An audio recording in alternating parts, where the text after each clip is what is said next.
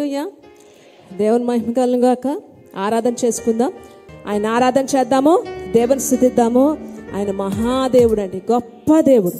ఇలాంటి దేవుడు ఎక్కడైనా ఉన్నాడా కదా? మహాశ్రమల్లోంచి, వ్యాధి బాధల్లోంచి అనేక మంది భక్తుల్ని ఎలా కాపాడాడు, ఇప్పుడు మనల్ని కూడా అలాగే కాపాడుతున్నాడు. అందుకే ఆయన నిన్న నేడు ఒకే రీతిగా ఉన్నాడు. ఆయన మార్పు లేదు, ఆయన్ని మార్పు చెందని దేవుడు. కానీ దేవుడిలాగా మనం కూడా ఉండాలి. అంటే దేవుడు అయిపోవడం కాదండి. నన్ను పోలి నడుచుకోండి అంటే నాలా ఉండండి, మారిపోవద్దు. దేవుడు ఏమంటున్నాడు? మారిపోవద్దు. డబ్బులు వచ్చాయని మారిపోవద్దు. నీ వస్త్రధారణ మారిందని మారిపోవద్దు. నీకు ఉద్యోగం వచ్చిందని మారిపోవద్దు. సంఘాల విషయాల్లో మారిపోవద్దు. నువ్వు అలాగే ఉండాలి. నీకు లేనప్పుడు ఎలాగున్నావో నీకు కలిగినప్పుడు కూడా నీ హృదయంలో అలాగే ఉండాలి. కాకపోతే మార్పు ఎక్కడ వస్తుంది? మార్పు ఎక్కడ వస్తుందండి? మనం వేసుకునే బట్టల్లో వస్తుంది. ఒకప్పుడు 100 రూపాయల బట్టలు వేసుకున్నాం, కానీ ఈరోజు దేవుడు ఆశీర్వదించాడు 2000 రూపాయల బట్టలు వేసుకుంటున్నాం. ఇక్కడ మార్పు వస్తుందేమో. కానీ నువ్వు ఒకప్పుడు నీకు ఏమీ లేదు, ఇప్పుడు కారు ఇచ్చాడు, మార్పు వచ్చింది. కానీ నీ మనసు మాత్రం నీకు లేనప్పుడు ఎటువంటి మనసు కలిగి ఉన్నావో, ఉన్నప్పుడు కూడా అటువంటి మనసు ఎప్పుడైతే ఉంటుందో అది మార్పు చెందకపోవడం అనేది. కనుక జ్ఞాపకం చేసుకొని మహాశ్రమల్లో వాటిలో భక్తుల్ని ఎలా కాపాడడం, మనల్ని కాపాడుతాడు. హల్లెలూయా. చప్పట్లు కొట్టి ఆయన ఆరాధన చేద్దాం. హల్లెలూయా, హల్లెలూయా. స్తుతిద్దామండి. చేతుల పైకి దేవునిస్తాం.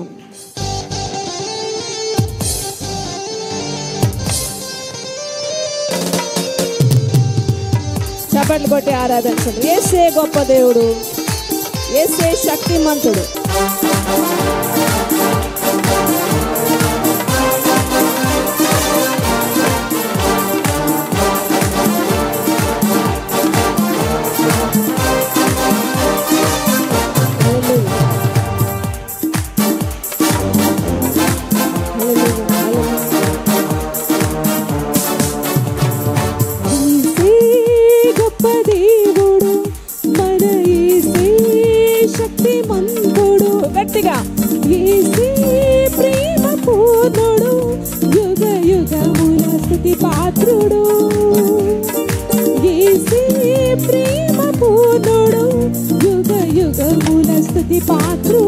స్తోత్రము మహిమ, స్తోత్రము మహిమ, జ్ఞానము శక్తి, ఘనత బలము కలుగును. ఆమేన్. స్తోత్రము మహిమ జ్ఞానము. ఆరాధన ఆత్మతో ఆరాధన చేయండి. గొప్ప దేవుడు మన యేసే శక్తిమంతుడు, యేసే ప్రేమ పూర్ణుడు, యుగ యుగముల స్తుతి పాత్రుడు. యేసే ప్రేమ పూర్ణుడు, యుగ యుగముల స్తుతి పాత్రుడు. మహాశ్రమలలో, వ్యాధి బాధలు, సహనంతో ఎదురు చూసిన యోబు జీవితంలో దేవుడు చేసిన గొప్ప కార్యాలు మీ జీవితంలో కూడా ఆయన చేయడానికి సిద్ధంగా ఉన్నాడు. సహనంతో ఎదురు చూడండి, దేవుని గొప్ప కార్యాన్ని అందుకోండి.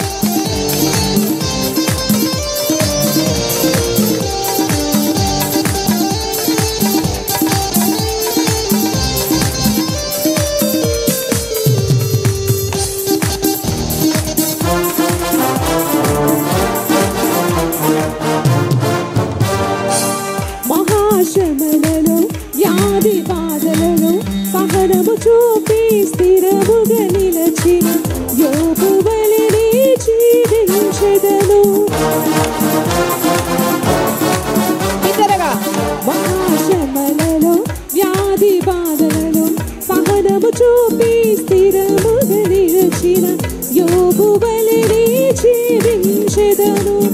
అద్వితీయుడు, సంపూతుడు, దీర్ఘశాంతుడు మన ప్రభు యేసే. అద్వితీయుడు, సంపూతుడు, దీర్ఘశాంతుడు మన ప్రభు యేసే. స్తోత్రము జ్ఞానము ఘనత బలము కలుగును. ఆమేన్. స్తోత్రము మహిమ జ్ఞానము శక్తి. యేసే గొప్ప దేవుడు, యేసే గొప్ప దేవుడు, మన యేసే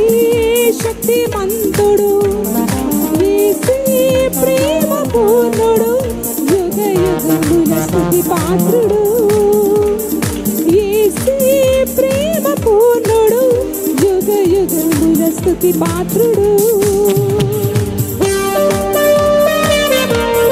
ప్రార్థన శక్తితో ఆత్మబలముతో లోకమునకు ప్రభువును చాటిన దానియేలులాగా జీవించాలి.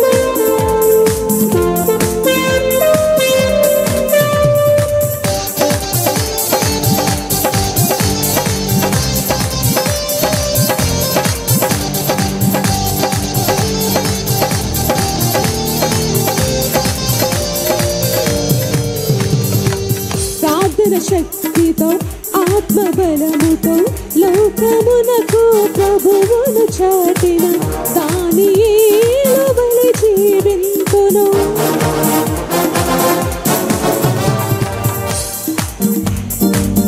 ఆత్మబలముతో లోకమునకు ప్రభువును చాటిన దానియేలు వలె జీవింతును. మహోన్నతుడు మహారక్షకుడు ఆశ్రయదుర్గము మన ప్రభు యేసే. మహోన్నతుడు మన రక్షకుడు ఆశ్రయదుర్గము మన ప్రభు యేసే. స్తోత్రం స్తోత్రము మహిమ జ్ఞానము శక్తి ఘనత బల. ఆత్మతో ఆరాధన చేయండి. ఆత్మతో పరిశుద్ధమైన చేతులెత్తండి. ప్రతి పాపాన్ని ఒప్పుకొని విడిచిపెట్టి యేసే గొప్ప దేవుడు. యేసే గొప్ప దేవుడు మన యేసే శక్తిమంతుడు. యేసే ప్రేమ పూర్ణుడు యుగ యుగముల స్తుతి పాత్రుడు. యేసే ప్రేమ పూర్ణుడు యుగ యుగముల స్తుతి పాత్రుడు. స్తోత్రం స్తోత్రము జ్ఞానము ఘనత కలుగును ఆమేన్. స్తోత్రము మహిమ జ్ఞానము శక్తి కలుగును ఆమేన్. యేసే గొప్ప దేవుడు. హల్లెలూయా చెప్తాం. హల్లెలూయా. యేసే ప్రేమ పూర్ణుడు యుగ యుగముల స్తుతి పాత్రుడు. యేసే స్తుతి పాత్రుడు.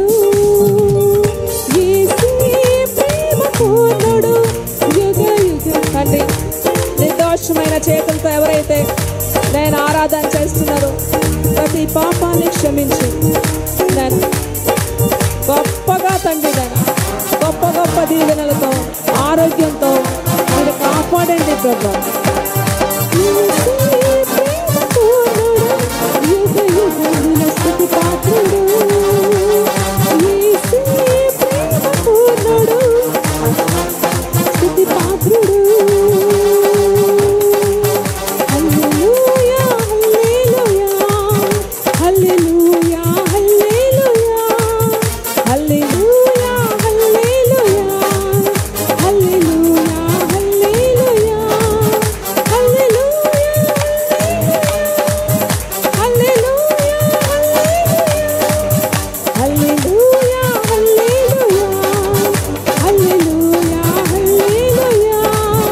హల్లెలూయా హల్లెలూయా ఆత్మతో ఆరాధన చేద్దాం. హల్లెలూయా చెప్దామండి. హల్లెలూయా మన భాష.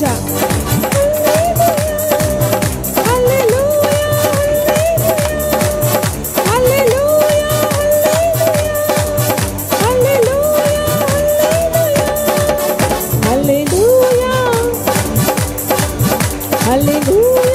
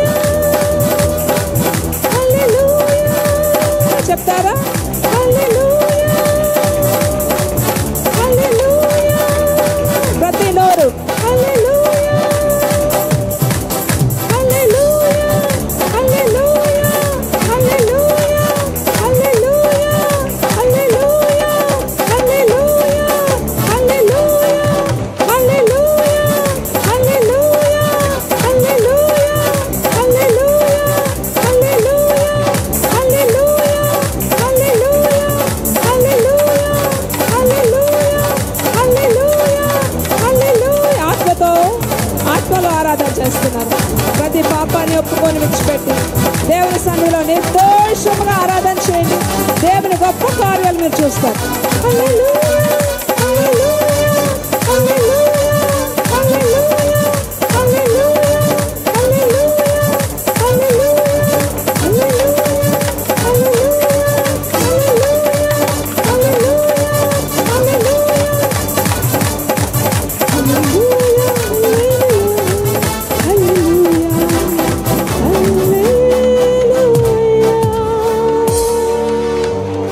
బిగ్గరగా చెప్పాలి కూడా దేవునిస్తామండి. హల్లెలూయా, హల్లెలూయా. ఎంత మంచి మాట అండి. అనడానికి అర్హత ఉండాలి కదా, ఆయన స్తుతించడానికి అర్హత ఉండాలి మనకి. చాలామంది స్తుతించలేరు కదా, ప్రెస్టేజ్ ఫీల్ అవుతారు, ఏదో అడ్డు వస్తుంది. అది నువ్వు ఫీల్ అవ్వట్లేదు కానీ నీకు రైట్స్ లేవు, నీకు అర్హత ఉండాలి దేవుని స్తుతించడానికి. హృదయపూర్వకంగా ఆయన మహింపరచడానికి, స్తుతించడానికి మనం అర్హులమై ఉండాలి. మనకి కొన్ని అర్హతలు ఉండాలి, అర్హతలు ఉండాలి. అర్హత ఉందా మీకు? మోకాళ్ళ మీదకి వెళ్దామా? అర్హతలు ఉండాలండి. దేవుడు నీకు అట్టి కృపనివ్వాలి. మీరు ఆరాధన చేయలేకపోతున్నారంటే నిర్లక్ష్య స్వభావం, మన మనసు మనకు తెలుసు కదా, పశ్చాత్తాపంతో విరిగి నలిగిన మనసుతో దేవునికి ఇష్టంగా మనం ఆరాధన చేయలేకపోతున్నామంటే మనకి అర్హత లేదు అని మనం అనుకోవాలి. దేవుడు నాకు అర్హత ఇవ్వలేదు, ఆయన స్తుతించడానికి నాకు అర్హతలు ఇవ్వలేదు, నేను అర్హుడిని కాదు, నేను అర్హురాల్ని కాదు అని మనం అనుకోవాలి. అందుకే ఆయన సన్నిధికి వచ్చినప్పుడట మనల్ని మనం ఎప్పుడైతే తగ్గించుకుంటాం, ఆ అర్హత ఎప్పుడు వస్తుందో తెలుసా అండి? ఎప్పుడు వస్తుంది అర్హత? ఎప్పుడు మనం సంపాదించుకోగలం? మనల్ని మనం తగ్గించుకోవాలి. నేనేమై ఉన్నానో అది దేవుని ఉచితమైన కృప అని ఎప్పుడు అయితే హృదయంలోంచి ఆ మాట మీ నోట్లోంచి వస్తుందో మీరు అర్హులు, మీరు అర్హులండి. నిండైన మనసుతో నువ్వు నన్ను ఆరాధన చేయాలి అని దేవుడు నీకు అర్హతనిస్తాడు. అప్పుడు మీరు ఆరాధన చేయగలరు, మీరు ఆరాధన చేయగలరు.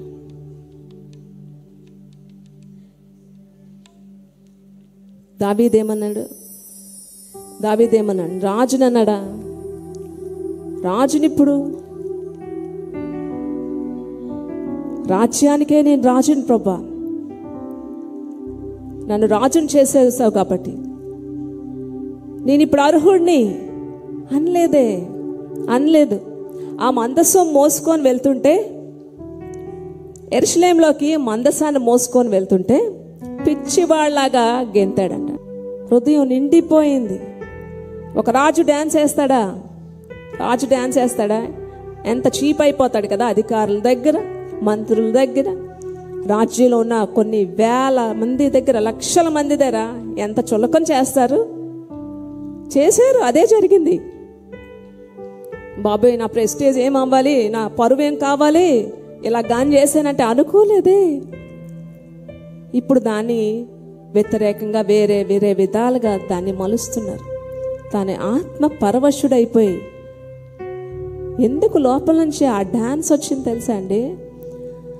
చెప్తున్నాడు ఆల్రెడీ. వాళ్ళ భార్య నవ్వుతుంది, వెర్రివాళ్ళలాగా పనికత్తుల దగ్గర చులకనైపోతావు నువ్వు, ఏంటా డాన్సులు పిచ్చివాళ్ళలాగా అంటే, అవును అంటున్నాడు దావీదు. నీ తండ్రి రాజ్యం తీసేసి నాకు ఇచ్చాడు కదా, నీ తండ్రి అర్హతలు పోయాయి, నీ తండ్రి యొక్క రాజ్యాన్ని తీసి నా చేతిలో పెట్టిన ఆ దేవునికి, గొర్రెల దొడ్డిలో గొర్రెలు కాసుకున్న నన్ను తీసుకొచ్చి సింహాసనం ఎక్కించిన ఆ దేవుని కొరకు నేను కన్నీళ్లు కార్చడానికి, పబ్లిక్లో ఆయన స్తుతించడానికి, చప్పట్లు కొట్టడానికి, ఆయన గణపరచడానికి సిగ్గుపడేదే లేదు. ఆ మాట చెప్పాడండి. ఆమెకి శాపం వచ్చింది, ఈయనకి ఆశీర్వాదం వచ్చింది.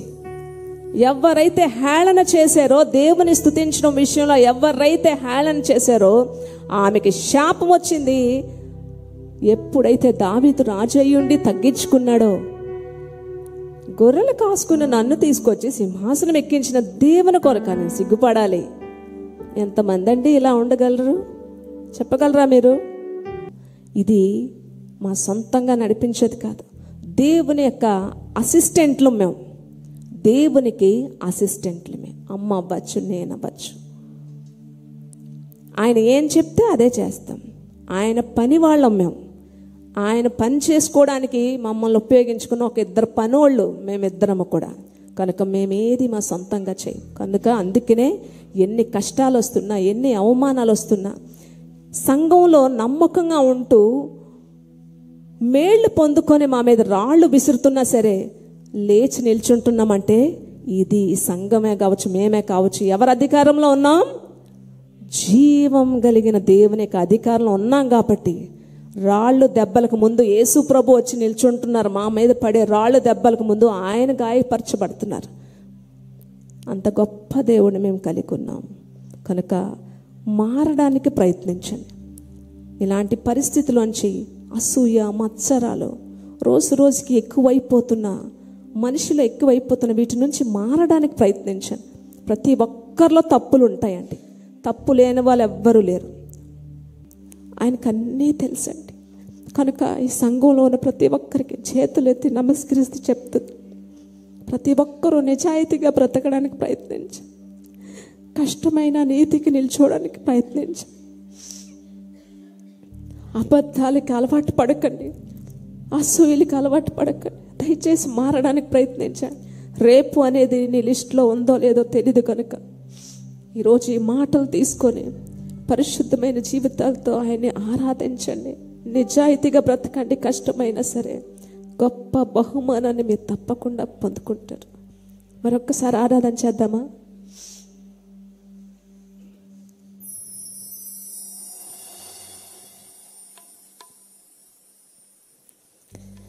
ఎవరు నన్ను చేయి విడచిన యేసు చేయి విడవడు.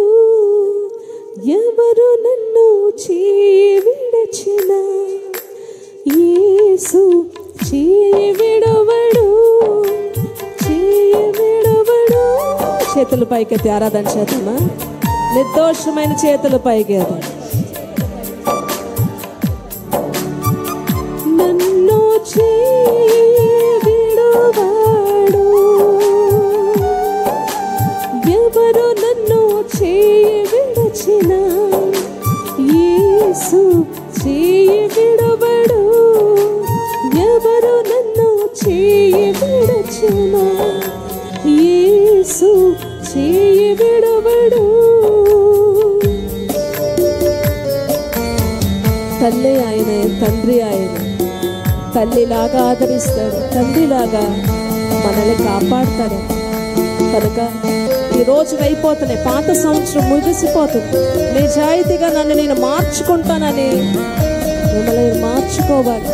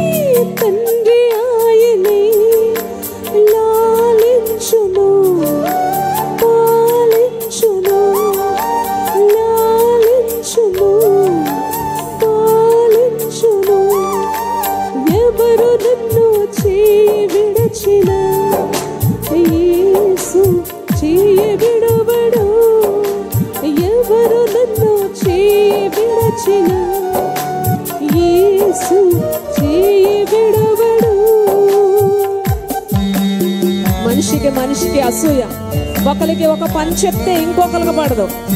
ఇది నా దేవుని మందిరం పని కదా అని ఎవ్వరూ ఆలోచించట్లేదని అసూయలతో నింపబడుతున్నారు.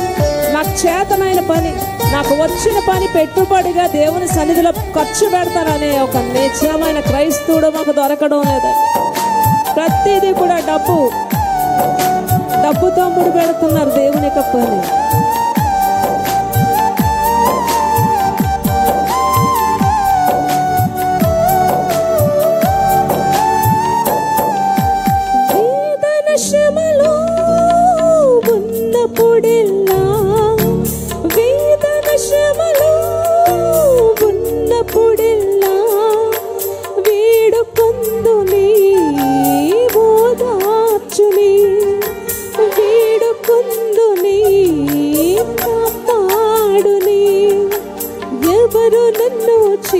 విడచిన మమ్మల్ని మీరు మార్చుకుంటాం. మార్పు లేదని మీకు మిమ్మల్ని అడగట్లేదు, కానీ మేము యేసులాగా మారడానికి కష్టమైనా సరే మేము సిద్ధపడతాము అన్నవారు చేతులు పెట్టి చేయి విడవడు ఆయన వైపు చేతులు ఎత్తుదామా? చేయి విడువాడు నన్ను చేయి విడువాడు తండ్రి చేయి విడువాడు నాన్న చేయి విడువాడు. ఈరోజు ఎందుకు ఈ మాటలు దేవుడు మీతో మాట్లాడుతున్నారు గ్రహించండి. ప్రతి దాంట్లో కూడా మనం తప్పిపోతున్నాం. ఉద్యోగాల్లో తప్పిపోతున్నారు, వ్యాపారాల్లో తప్పిపోతున్నారు, కుటుంబంలో తప్పిపోతున్నారు, ఆఖరికి దేవునిలో కూడా తప్పిపోయారండి. తప్పిపోయారు అందరూ. అలాగని దేవుడు విడిచిపెట్టడు. నువ్వు పడిపోయావు కానీ లేవడానికి నీకు ఒక ఛాన్స్ ఇస్తున్నాడు దేవుడు. ఒక క్షణం మనిషి చచ్చిపోవడానికి ఎన్నాళ్ళలాగా టైం పట్టట్లేదు. ఒకప్పుడంటే ఒక అనారోగ్యం వచ్చిందంటే మంచాల మీద పడి 1 సంవత్సరమో 2 సంవత్సరాల తర్వాత చనిపోయేవారు. ఇప్పుడు మనిషి చనిపోవడానికి టైం లేదండి, టైం ఇవ్వట్లేదు దేవుడు. అలాగని ఏజ్ లిమిట్ కూడా లేదు. ఒకప్పుడు ఏజ్ లిమిట్ ఉందని నేను చెప్తాను. అంత ఈజీగా చావు వచ్చేది కాదండి. ఒకప్పుడు లిమిట్ ఉండేది. వృద్ధాప్యంలోకి వచ్చాక 100 సంవత్సరాలు దాటాక ఎప్పుడో ఒక 30 సంవత్సరాలు వెనక్కి వెళ్తే, కానీ ఇప్పుడు చావుకి లిమిట్ లేదు, ఏజ్తో పని లేదు. అలాంటప్పుడు ఎంతగా మనం మార్పు చెంది రెడీగా ఉండాలి. సిద్ధంగా ఉన్నారా? సిద్ధంగా ఉన్నారు మీరు? మార్పు ఉందా అండి? మార్పు మనసు రక్షణ అనేది ఉన్నదా? ఒక మాట అంటే చర్చ మానేస్తున్నారు. ఒక మాట అంటే పౌరుషం సేవకుల మీద తిరగబడే వాళ్ళు ఉన్నారు. ముఖం చూడరు. మళ్ళీ ఎక్కడైనా ఏదైనా సమస్య వస్తే మెల్లిగా వస్తారు. సేవకులు కావాలి. యూజ్ అండ్ త్రో సేవకులు అంటే చెప్పండి. వాడుకొని పడేసేవాళ్ళ? అవసరమైతే వాడుకోవడానికి పడేయడానికి. సేవకులకు ఎంతమంది భయపడుతున్నారు? నువ్వు దేవునికి భయపడాలంటే సేవకులకు భయపడాలి. నిజాయితీగా ఉన్న సేవకులకు భయపడాలి. ఎవరు నన్ను చేయి విడచిన యేసు చేయి విడవడు. ఎవరు నన్ను చేయి విడచిన యేసు చేయి విడవడు. చేయి విడవడు, చేయి విడవడు, చేయి విడవడు. నన్ను చేయి